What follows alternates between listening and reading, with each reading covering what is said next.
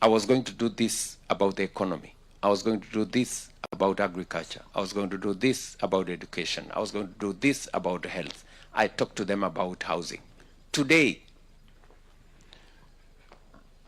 I can face the people of Kenya and tell them, when I told you about the economy, I have sorted out inflation, I have dealt with exchange rates, I have dealt with interest rates, and today we have saved more money than ever. I can face the people of Kenya and tell them, I told you something about agriculture, that I was going to change agriculture. Today, I have transformed agriculture. Fertilizer prices have come down. We have removed cartels in the sugar industry. We have removed cartels in the coffee industry.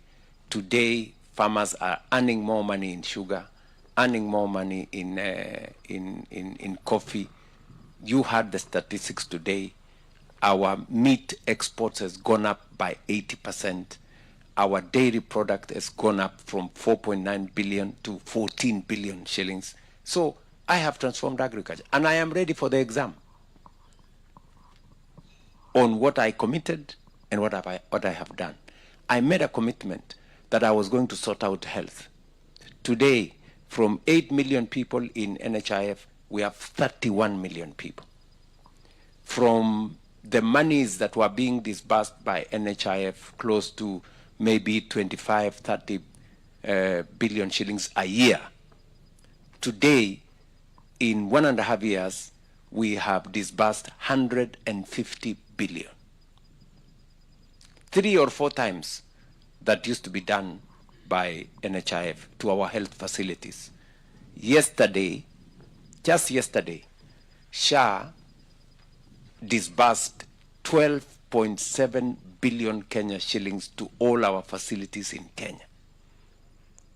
When I told the people of Kenya we were going to have a housing program that was going to bring dignity, today Kibera is changing. I want to challenge you to go to Kibera. Just go to Wajir here. See what housing is doing to our skyline. See what housing is doing to our markets. See what we are doing in our hostels. So my housing plan was not talk. It wasn't just promise. Today, I can face the people of Kenya and show them what I have done. I told the people of Kenya I'm going to change education. We had problems in CBC. You know, we had problems in teacher recruitment. We had big problems in funding model. Universities were closing down. Today, that has changed. Today, we have competence-based education. It's working. Today, we have hired 100,000 teachers, the highest in the history of the Republic of Kenya. Today, we have a university funding model that is getting our universities out of insolvency. That is the kind of track record Kenyans will vote for. And every leader should be able to put their track record on to the people of Kenya, you know?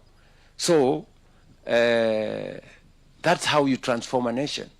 You don't transform a nation by, you know, must go, WANTAM, and all the other sloganeering.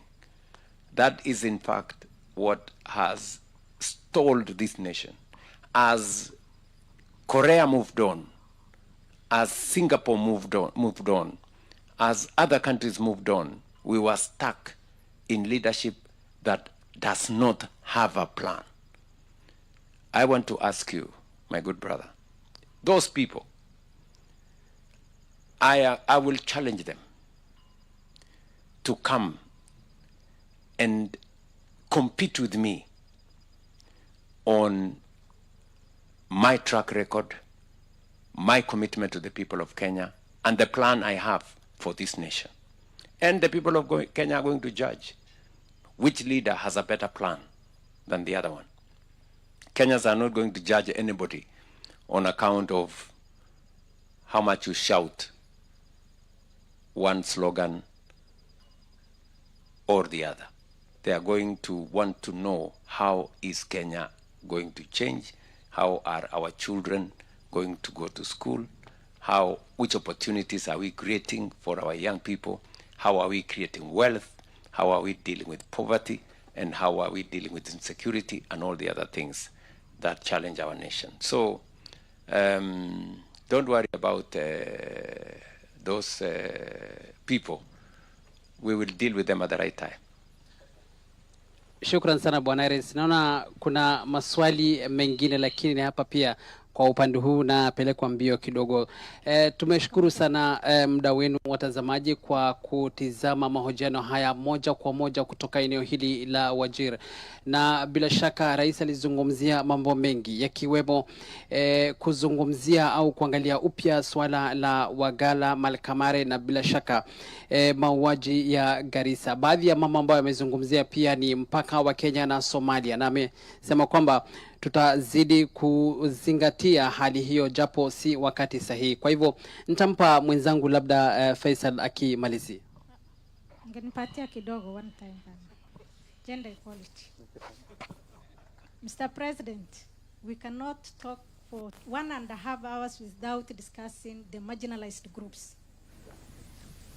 And we haven't discussed. So please, the article of the Constitution, the Article 54, gives employment 5% to people with a disability.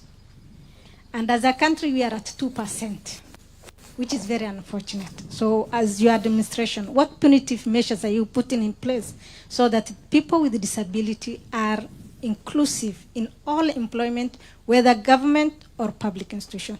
The other thing, Nyota Fund has really supported our youth. Do we have empowerment program for people with a disability? Thank you.